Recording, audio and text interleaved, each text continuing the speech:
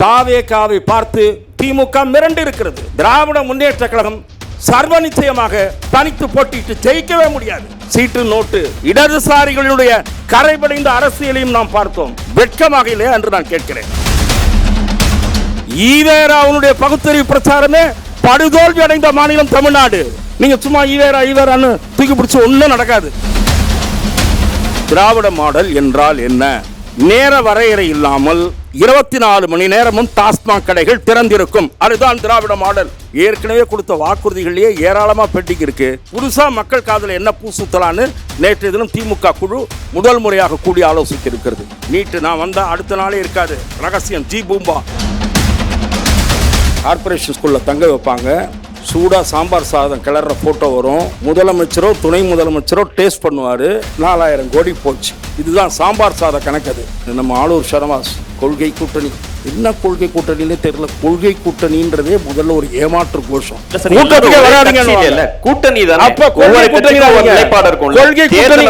கொள்கை கூட்டணி என்ற மோசடி வார்த்தையை பயன்படுத்தாதீங்க. நானு குஜராத்தில் திரும்ப திரும்ப ஆட்சிக்கு வருகிறார்கள். மைனாரிட்டி ஓட்டு போடாமையா? உத்தரப்பிரதேசத்தில் வராரு, மைனாரிட்டி ஓட்டு போடாமையா? ராஜஸ்தான், மத்திய பிரதேஷ் தொடர்ந்து வெற்றி முத்திரைகளை பதிக்கிறார்கள். உங்க இளவரசர் ராகுல் காந்தி மாற்று சக்தி அல்ல என்று சொல்லுபவர் யார் தெரியுமா? ஏன் கஞ்சி குடிப்பதில் காட்டுகிற ஆர்வத்தை, கேக் வெட்டுவதில் காட்டுகிற ஆர்வத்தை தீபாவளிக்கும் விநாயகர் சதுர்த்திக்கு ஏன் சொல்ல மாட்டேன்றீங்க?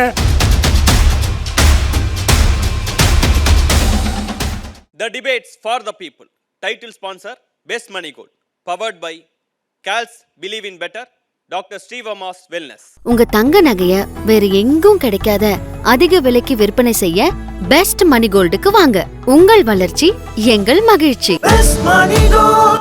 அறுவை சிகிச்சையில் குணம் இது ஆயுட்கால நிவாரணம். Dr. Srivamas. CALS Renewable Energy. Believe in Better. மேடையிலே அமர்ந்திருக்கக்கூடிய பல்வேறு கட்சிகளில் வெவ்வேறு பொறுப்புகளில் இருக்கக்கூடிய என்னுடைய மதிப்புக்குரிய சகோதரர்களே, எதிரே அமர்ந்திருக்கக்கூடிய அரசியல் விவரம் தெரிந்த வாக்காளர் பெருமக்களே, தி டிபேட் நடத்துகிற இந்த நிகழ்ச்சியில் சில சிந்தனைகளை உங்களோடு பகிர்ந்து கொள்ள வாய்ப்பளித்தமைக்கு அவர்களுக்கு நன்றி தெரிவித்து உங்களுக்கு என்னுடைய வணக்கத்தை தெரிவித்துக் கொள்கிறேன். பராசக்தி திரைப்படத்திலே ஒரு வசனம் உண்டு. கோர்ட்டு சீன், புகழ்பெற்ற கோர்ட்டு சீன். அதிலே சிவாஜி கணேசன் பேசுவார். இந்த நீதிமன்றம் விசித்திரம் நிறைந்த பல வழக்குகளை சந்தித்திருக்கிறது, புதுமையான மனிதர்களை கண்டிருக்கிறது என்று சிவாஜி கணேசன் சொல்லுவார்.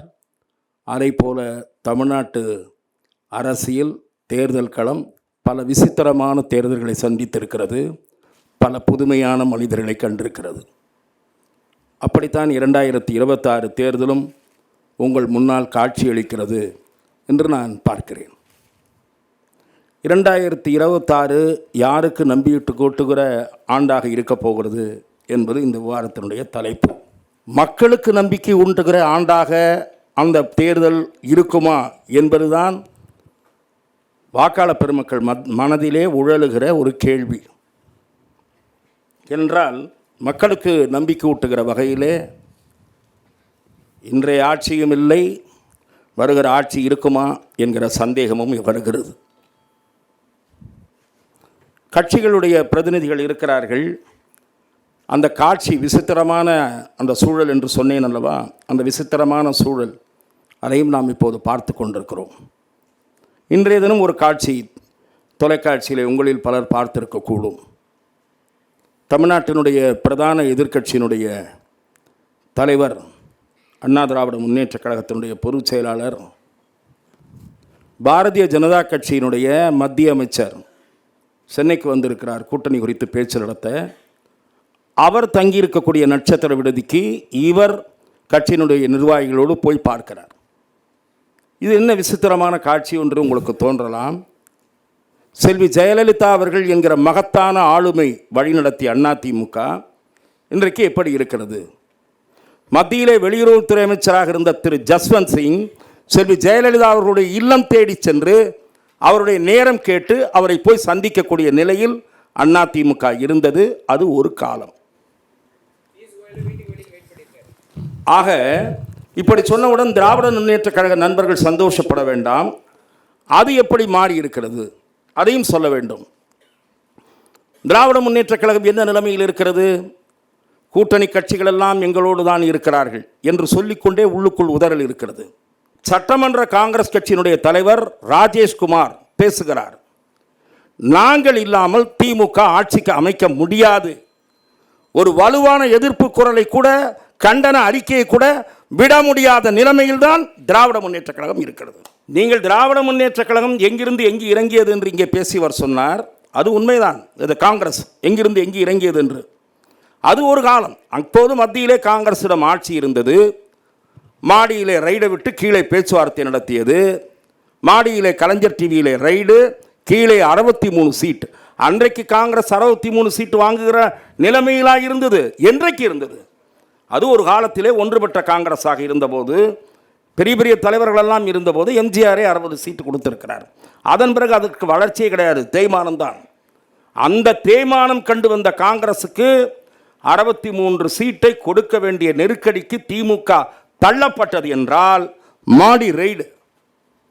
இப்போது காங்கிரஸ் மிரட்டி மீன்பிடிக்க பார்க்கிறது. திமுகவால் சும்மா மேடையில் பேசுகிறாங்களே தவிர ஒரு வீரமாக பேசுகிற மாதிரி ஒரு போஸ்டர் என்று ஆங்கிலத்தில் சொல்வார்கள், தன்னை காட்டிக்கொள்வது. ஆனால் இங்கே குறிப்பிட்ட நண்பர் பேராசிரியர் கல்யாணசுந்தரம் கூறியதைப் போல தாவேகாவை பார்த்து திமுக மிரண்டு இருக்கிறது. தாவேகாவுடைய வளர்ச்சி திமுகவை நடுங்க செய்கிறது. அதன் காரணமாகத்தான் கை எங்களோடு இருக்கிறது என்று கை நடுக்கத்தோடு துணை முதலமைச்சர் பேசுகிறார். திராவிட முன்னேற்ற கழகம் சர்வ நிச்சயமாக தனித்து போட்டிட்டு ஜெயிக்கவே முடியாது, ஒரு நாளும் முடியாது. வேற ஏதாவது கட்சிகள் அப்படி இருக்காங்களா? நான் சொல்றேன், நீங்கள் சொல்லுங்க. செல்வி ஜெயலலிதா நிரூபித்து காட்டினார். 234 தொகுதிகளிலும் இரட்டை இலை, கூட்டணி கட்சிகளுக்கு இரட்டை இலை முடியுமா திமுகவால்? நான் கேட்கிறேன். ஒரு நாளும் முடியாது. கூட்டணி அமைச்சு தேர்தலை சந்திக்கிறது ஜனநாயக பூர்வமா சரிதானே? அது ஜனநாயக பூர்வமான சரி. ஆனால் சமரசங்களை செய்து கொண்டு பேரங்களை பேசி சீட்டு நோட்டு இது இல்லாமல் கூட்டணிகள் முடிவாவதே இல்லை. அதெல்லாம் வெளிப்படையாக பார்த்தோம். இடதுசாரிகளுடைய கரைபடைந்த அரசியலையும் நாம் பார்த்தோம். 15 கோடி 25 கோடின்னு பார்க்கவில்லையா நாம்? அதற்கு ஒரு சௌகரியமான விளக்கம் நாங்கள் கை நீட்டி வாங்கவில்லை, பொறுப்பாளர்களிடம் கொடுக்க சொன்னோம். வெட்கமாக இல்லையா என்று நான் கேட்கிறேன். நீங்கள் மற்றவர்களை பார்த்து குறை கூறுவதற்கு என்ன தகுதி இருக்கிறது உங்களுக்கு? ஆகவே திராவிட முன்னேற்ற கழகம் கூட்டணி பலத்தை நம்பி இருக்கிறது. அதிமுக கூட்டணியை தேடிக்கொண்டிருக்கிறது. இல்ல, பேசும்போது டிவிகேவை பார்த்து பயப்படுறாங்க. நீங்க எந்த அடிப்படையில் அதை சொன்னீங்க? நிச்சயமாக 4 நீங்கள் நல்லா கேட்குறீங்க. ஏன்னா தினேஷ் சில பாயிண்ட் நான் சொல்லணும்னு எதிர்பார்ப்பார். 4 இளைஞரணி மாநாடுகள், திடீர் சிந்தனை. தேர்தல் நெருக்கத்தில் திமுக 4 இளைஞரணி மாநாடு, அதில் ஒரு மாநாடு நடத்தி முடிச்சிட்டாங்க. நானும் டிவியில் பார்த்தேன். எல்லாம் 35 to 45. இவர்கள்லாம் இளைஞர்களா அல்லது 18 to 25 வயது வரை திரளுகிற விஜய் கட்சிக்கு போகிற அந்தவர்கள் இளைஞர்களா? நீங்க அதை சொல்லணும். 18 to 25 இளைஞர்களா, 35 to 45? அதில் வழக்கம் போல திமுக மாநாடுகளில் நடக்கிற மாதிரி வழக்கம் போல சீட்டு கச்சேரி ஒரு பக்கம் நடந்துட்டு இருக்கு. சீட்டாட்டத்துடன் நடைபெற்ற கொள்கை விளக்க மாநாடு அது. அதில் அமைச்சர்கள் தங்கள் வாரிசுகளுக்கு சீட்டு வாங்குவதற்காக உதயநிதியை இளம் பெரியார் ஆக்கிவிட்டார்கள். நீங்கள் அப்படி பெரியாரையாவது முழுமையாக பின்பற்றுகிறீர்களா? அதுவும் தெரியல. ஏன்னா பாரதிய ஜனதா கட்சியினுடைய ஓட்டு வங்கி வலிமையடைகிறதோ அது ஒரு பக்கம். இந்த மதவாத பூச்சாண்டின்னு சொன்னார், அது ஒன்று பண்ணிட்டு ஒரு பக்கம் உள்ளுக்குள்ள அந்த உதறலும் இருக்கு. எங்கள் கட்சியிலும் சபரிமலைக்கு மாலை போடுபவர்கள் இருக்கிறார்கள். அது எங்க பெரியார் வழியா? உங்களுக்கு பெரியார் ரூட்டா அது? ஈவேரா அவனுடைய பகுத்தறிவு பிரச்சாரமே படுதோல்வி அடைந்த மாநிலம் தமிழ்நாடு. ஆக அவருடைய நாத்திகவாதம் படுதோல்வி அடைந்த மாநிலம் தமிழ்நாடு. நீங்க சும்மா ஈவேரான்னு தூக்கி பிடிச்சி ஒன்றும் நடக்காது. இது தமிழர்கள், இது பெரியார் பூமிலாம் கிடையாது. இது ஆழ்வார்களும் நாயன்மார்களும் சமயமும் தமிழும் வளர்த்த பூமி. தமிழ் நீங்க வளர்க்கல, தமிழ் வளர்ந்தது சமயங்களால். சமய இலக்கியங்கள் தான் தமிழை வளர்த்தன. நீங்கள்லாம் வளர்க்கல ஒன்றும். சும்மா அந்த கடை விட்டு தெரியக்கூடாது.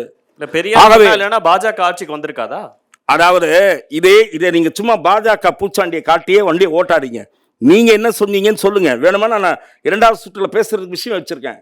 திராவிட மாடல்ன்றது என்னத்துக்கு நீண்ட பட்டியல் இருக்கு. திராவிட மாடல் பொழுது விடிஞ்சு பொழுது போனா திராவிட மாடல் என்றால் சில பேருக்கு எரிச்சல் வருகிறது. நேற்று எதனா முதலமைச்சர் சொல்லியிருக்காரு. எரிச்சல்லாம் வரல சார், அது என்னன்னு சந்தேகம் வருது. அது என்ன சார் திராவிட மாடல்? நான் அதையே கேட்டுடுறேன், கேட்டு முடிக்கலான்னு பார்க்குறேன். திராவிட மாடல் என்றால் என்ன? நேர வரையறை இல்லாமல் 24 மணி நேரமும் டாஸ்மாக் கடைகள் திறந்திருக்கும். அதுதான் திராவிட மாடல். அது திராவிட மாடலா? 24 மணி நேரமும் நீங்க வாங்க, 24 மணி நேரமும் மது கிடைக்கிற மாநிலமாக தமிழ்நாட்டை மாற்றியிருப்பது திராவிட மாடலின் வெட்கங்கெட்ட சாதனை நான் சொல்றேன். பாலியல் குற்றங்கள் சர்வ சாதாரணமாக நடைபெறுகிறது. அதுதான் திராவிட மாடல் சாதனையான்னு நான் கேட்கிறேன். பள்ளி மாணவிகள், அரசாங்க பள்ளி மாணவிகள் அரசாங்க பள்ளி விடுதியிலே மது குடிக்கிற காட்சி வீடியோவில் வருகிறது. உங்கள் கல்வி அமைச்சர் என்ன சாதிச்சார் நான் கேட்கிறேன். கேட்டா அப்படியே என்னது அது இடைநிற்றல் நின்று விட்டதாம். உங்க அரசு பள்ளி ஆசிரியர்களே தேர்ச்சி இதுவா இருக்கு, அது கல்வியில தேர்ச்சி பெற மாட்டேன்றாங்க. தனியார் பள்ளிகளில் எப்பாடுபட்டாவது சேர்க்கணும்னு பெற்றோர்கள் நினைக்கிறாங்க. அதுதான் உங்கள் ஆட்சியினுடைய சாதனையா? ஏற்கனவே கொடுத்த வாக்குறுதிகளை நிறைய நிறைவேற்றல. பட்டியலின் கையில் இருக்கு. ஏற்கனவே கொடுத்த வாக்குறுதிகளையே ஏராளமாக பெண்டிங் இருக்கு. இப்போ புதுசா மக்கள் காதில் என்ன பூ சுத்தலான்னு நேற்று தினம் திமுக குழு முதல் முறையாக கூடி ஆலோசித்திருக்கிறது. அடுத்த முறை என்ன சொல்லி ரீல விடலாம். போன தடவை விட்டா மாதிரி நீட்டு நான் வந்தால் அடுத்த நாளே இருக்காது, ரகசியம் ஜி பூம்பா எங்களுக்கு தான் தெரியும். நாங்க என்னடா அவருக்கு ஏதோ சரியா ஏதோ ஒரு பெரிய விஷயம் வச்சிருக்காரு போல இருக்குன்னு பார்த்தா 1.5 வருஷம் கழிச்சு கேஸ் போடுறாங்க. அதுதான் ரகசியமா. இதுதான் அதிமுக ஆட்சியிலே பண்ணி பார்த்துட்டாங்களே. அது நடக்கவே நடக்காதுன்னு காங்கிரஸ் எம்பி கார்த்தி சிதம்பரம் சொன்னார். அவங்க அம்மாவும் சொன்னாங்க. நீட்டை எந்த அரசாங்கமும் சுப்ரீம் கோர்ட்டினுடைய டைரக்ஷன் இல்லாமல் நீக்கவே முடியாது. என்ன கடவுள் தெரியுறீங்க? எடப்பாடி யாராவது ஒரு 7.5 கொடுத்து ஒரு அரசாங்க பள்ளி மாணவர்கள் போகிறதுக்கு ஏதோ ஒரு வழி பண்ணி பார்த்தார். அந்த மாதிரி யாராவது பண்ணுவீங்களா? ஆகவே தனியார் கல்வி நிறுவனங்களுடைய கட்டண கொள்ளை, இந்த மாதிரி பல விஷயங்கள் இருக்கிறது. யாரிடந்து தொடங்குறதுன்னு தெரியல. நண்பர் ஸ்ரீகாந்த் கருணேஷ் அவர்கள் ஒரு அவலமான நிலைமையை சொன்னார். சென்னையில் ஒவ்வொரு மழையிலையும் தண்ணி தேங்கிட்டே இருக்கு. 4000 கோடியில் வெள்ள நிவாரணம் பணி நடந்துருச்சு. 65% முடிஞ்சிருச்சு, 75% முடிஞ்சிருச்சுன்னு நீங்களே. தண்ணி வடியிலேயே பணம் எங்கே போச்சுன்னு கேட்டார். பாவம் அவருக்கு தெரியல. பணம் எங்கேயும் போகல சார். சுட சுட சாம்பார் சாதமாக ஜனங்களுக்கு கொடுத்துட்டாங்க. கார்ப்பரேஷன் ஸ்கூலில் தங்க வைப்பாங்க. சூடாக சாம்பார் சாதம் கிளற ஃபோட்டோ வரும். முதலமைச்சரோ துணை முதலமைச்சரோ டேஸ்ட் பண்ணுவார். தங்கியிருக்கிற இடங்களுக்கு அனுப்புவாங்க. 4000 கோடி போச்சு. இதுதான் சாம்பார் சாத கணக்கு. அது அதனால் அதை தெரிஞ்சுங்க. இந்த 4000 கோடி கணக்கட்டார். அப்புறம் நம்ம ஆளூர் ஷரவாஸ் கொள்கை கூட்டணி. என்ன கொள்கை கூட்டணின்னே தெரியல. கொள்கை கூட்டணின்றதே முதல்ல ஒரு ஏமாற்று கோஷம். அதை மாதிரி ஒரு ஏமாற்று கோஷமே கிடையாது. நான் சொன்னால் பழைய விஷயங்களுக்கெல்லாம் போகிறீங்கன்னு போன மேடையில் நிறைய கேள்வி கேட்டேன். இப்போ புதுசாக ஒன்று கேட்குறேன். இடபிள்யூஎஸ் காங்கிரஸ் கட்சி ஆதரிக்கிறது, வலிமையாக ஆதரிக்கிறது. திமுக ஆதரிக்கிறதா நான் கேட்குறேன். எக்கனாமிலி வீக்கர் செக்ஷனுக்கு 10% கொடுப்பதை காங்கிரஸ் கட்சி ஏற்றுக்கொண்டு வழிமொழிகிறது. சனாதன தர்மம் குறித்து துணை முதலமைச்சர் பேசிய கருத்தை நாங்கள் நிராகரிக்கிறோம் சொன்னவர் Jayaram Ramesh. Mamata Banerjee, we are not endorsing his views, it is his personal views. இல்லை என்றால் நார்த் இந்தியாவில் போய் உங்க தலைவரை துணை முதலமைச்சரை பேச சொல்லுங்க பார்க்கலாம். கொள்கை கூட்டணி என்ற மோசடி வார்த்தையை பயன்படுத்தாதீங்க. நானு சனாதன தர்மம் நாங்கள் நிராகரிக்கிறோம் அவருடைய கருத்தை. அவரை இங்க கூப்பிட மாட்டோம்ன்றாங்க. எல்லா கட்சிகளுக்கும் பாஜகவை தோற்கடிப்பதும் அதுதான் கூட்டணி. ஒற்றை புள்ளின்னு சொல்லுங்க. ஏன்னா எல்லாரும் ஏறி எங்க மேல உட்காருங்க, பாஜக வீழ்த்தலாம். அப்படியும் வீழ்த்த முடியல. மைனாரிட்டி மக்களும் ஓட்டு போட்டுதான் குஜராத்திலும் உத்தரப்பிரதேசத்திலும் பாரதிய ஜனதா வெற்றி பெற்றிருக்கிறது என்ற பேருண்மையை உங்களால் எத்தனை முறை திரை போட்டாலும் மறைக்க முடியாது. குஜராத்தில் திரும்ப ஆட்சிக்கு வருகிறார்கள். மைனாரிட்டி ஓட்டு போடாமையா? உத்தரப்பிரதேசத்தில் வராரு, மைனாரிட்டி ஓட்டு போடாமையா? ராஜஸ்தான், மத்திய பிரதேஷ் தொடர்ந்து வெற்றி முத்திரைகளை பதிக்கிறார்கள். ஏன் இருட்டடிப்பு பண்றீங்க? உங்க இளவரசர் ராகுல் காந்தி மாற்று சக்தி அல்ல என்று சொல்லுபவர் யார் தெரியுமா? இந்தி கூட்டணி நம்பிக்கொண்டிருக்கிற மம்தா பானர்ஜி. அந்த கட்சியினுடைய நாடாளுமன்ற உறுப்பினர் சொல்லியிருக்கிறார், இந்தி கூட்டணிக்கு தலைமை தாங்குகிற தகுதி மம்தா பானர்ஜிக்கு தான் இருக்கிறது என்று சொல்லியிருக்கிறார். ராகுல் காந்தி இல்ல. அவரை தூக்கி பிடித்துக் கொண்டிருக்கிற ஒரே தலைவர் மு.க. ஸ்டாலின் தான், வேற யாரும் கிடையாது. தொப்புன்னு எல்லாரும் கீழே போட்டாங்க. அப்புறம் நம்முடைய ஆளூர் ஷானவாஸ், பாரதிதாசன் ஏற்பீர்களா கேட்கிறாரு. நீங்கள் ஊவே சாமிநாதர் ஏற்பீர்களா? ஊவே சாமிநாதர் இல்லை என்றால் தமிழில் பல நூல்கள் காணாமல் போயிருக்கும். நீங்கள் இருட்டடிப்பு செய்கிறீர்கள். இந்த ஆட்சி இருட்டடிப்பு செய்கிறது என்கிறேன் நான். நாங்கள் கேட்கிறோம் சேக்கிழாரையும் அதே போல கம்பனையும் பல தமிழ் புலவர்கள் ஆழ்வார்கள் எல்லாம் திமுக கொண்டாடுகிறதா? உங்களுக்கு ரம்ஜானுக்கு போக தெரியும். இந்த முறை வாக்காளர்கள் கேட்பார்கள், உங்கள் முதலமைச்சர் விநாயகர் சதுர்த்திக்கு வாழ்த்து சொல்ல வேண்டும், தீபாவளிக்கு வாழ்த்து சொல்ல வேண்டும். ஏன் கஞ்சி குடிப்பதில் காட்டுகிற ஆர்வத்தை, கேக் வெட்டுவதில் காட்டுகிற ஆர்வத்தை தீபாவளிக்கும் விநாயகர் சதுர்த்திக்கு ஏன் சொல்ல மாட்டேன்றீங்க? திராவிட இயக்கத்தின் தலைவராக இருந்து பேராண்மையோடு கிருஷ்ண ஜெயந்திக்கும் ராமநவமிக்கும் வாழ்த்து சொன்னவர் செல்வி ஜெயலலிதா. அவர்தான் மதச்சார்பற்ற தலைவர். நீங்கள் போலி மதவாதிகள், சிறுபான்மை தாஜா அரசியல் நடத்துபவர்கள். அது எடுபடாது. அதை கடைசியாக ஒரே ஒரு செய்தி, சகோதரர் நம்முடைய கோட்டீஸ்வரன் அவர் களத்தில் இருக்கக்கூடிய யதார்த்த நிலையே தெரியாமல் 2வது கட்சி 3வது கட்சி எல்லாம் சொல்லிட்டு இருக்கார். இன்றைக்கு விஜய் தமிழக அரசியலில் தவிர்க்க முடியாத வளர்ந்து வருகிற எழுத்துமிக்க சக்தி.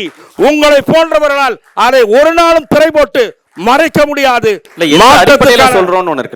என்னது? எந்த அடிப்படையில சொல்றீங்க? எந்த அடிப்படையில் என்றால் 200 ரூபாய் 300 ரூபாய் இல்லாமல் திமுக அதிமுக தலைவர்களுக்கு கூட்டம் வருவதில்லை. எந்த காசும் கொடுக்காமல், வண்டி கொடுக்காமல், பிரியாணி கொடுக்காமல், கோட்டர் கொடுக்காமல் கூட்டம் வருவது. இளைஞர்கள் பெருமளவில் திரள்வது, பெண்கள் பெருமளவில் திரள்வது விஜய்க்கு மட்டும்தான்.